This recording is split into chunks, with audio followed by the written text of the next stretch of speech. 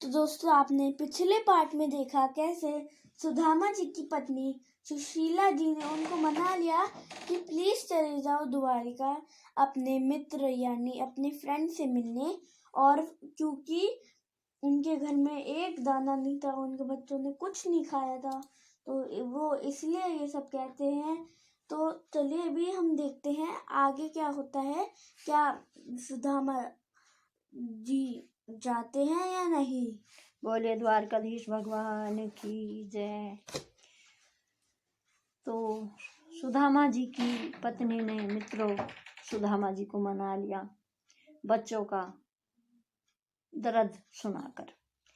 लेकिन सुदामा जी को बच्चों पे तो कोई इतना वो नहीं आता, सोचता है जो भाग्य में लिखा वही तो होएगा, इसमें कौन सी नई बात है। हमारे भाग्य में ऐसा लिखा है, बच्चों के भाग्य में ऐसा लिखा, वो सब श्री कृष्ण जी पे छोड़ देते हैं। तो सब कृष्ण भगवान की लीला है।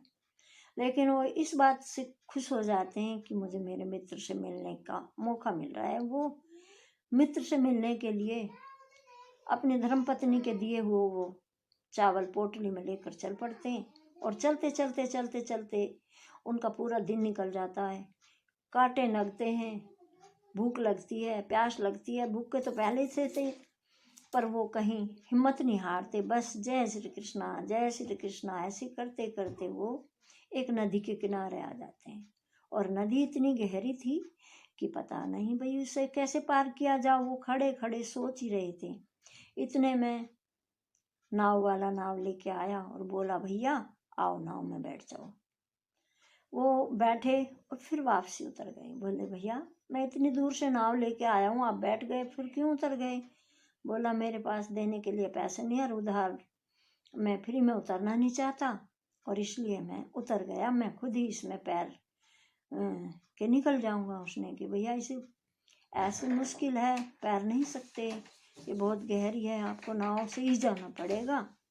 मगर इतना कर सकते हैं कि जब आप वापसी में आओगे तब पैसे दे देना, इतने उधारी कर लो। सुदामा बोले जय श्री कृष्णा जैसी तेरी मर्जी, चलो ऐसे करते हैं। बैठ के चले गए। अब वो चले गए हलते झलते हलते हलते, उनको नींद आ गई। क्यों हारा थका था ही बेचारा, भूखा भी था। और जय श्री कृष्णा जय श्री कृष्णा। कृष्ण भगवान ने एक लीला करी कि वो सोए तो वो उनको यही ना पता चली कि वो सोए कहाँ थे और जगह कहाँ, उनको पता ही नहीं चली। वो बिल्कुल महल के निकट जगे और उन्होंने देखा ये क्या है। जो वहाँ आदमी आसपास में टहल रहे थे उनसे पूछा भैया ये कौन सी जगह है? उन्होंने कहा ये द्वारिका नगरी है, द्वारकाधीश की नगरी है। अच्छा, अरे मैं पहुंच गया। उन्हें यही नहीं पता चला वहां पहुंच गए, वो तो बस भगवान की लीला। अब वो अपना मिट्टी झाड़ी खड़े हुए और जय श्री कृष्णा करते करते महल की तरफ चलने लगे।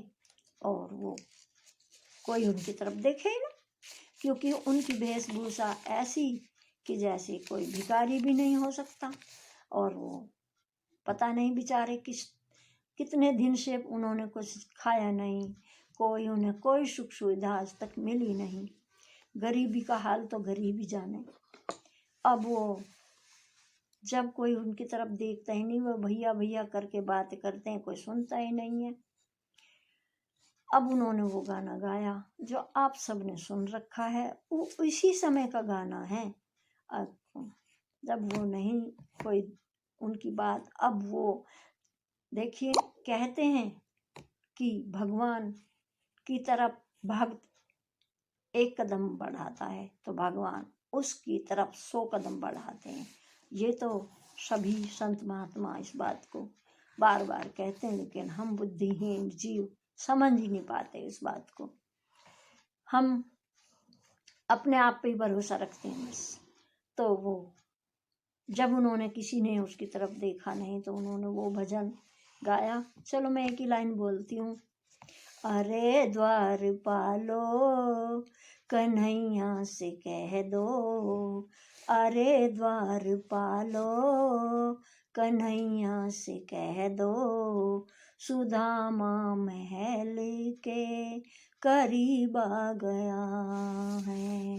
भटकते भटकते न जाने कहाँ से, भटकते भटकते न जाने कैसे, सुदामा महल के करीब आ गया है।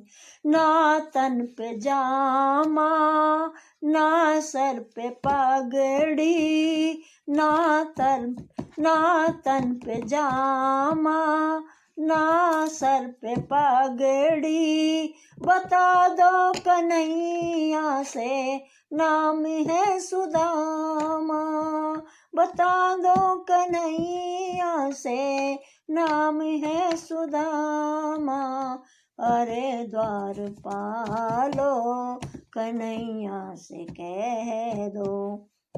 देखिए, जब उन द्वारपालों ने कन्हैया नाम सुना तो वो अचंभे में आ गए। ये तो प्रभु का बचपन का नाम है। प्रभु कभी कभी बताते हैं ये इनका बचपन का नाम कन्हैया, ये तो जरूर प्रभु का कोई मिलने वाला पुराना सखा है।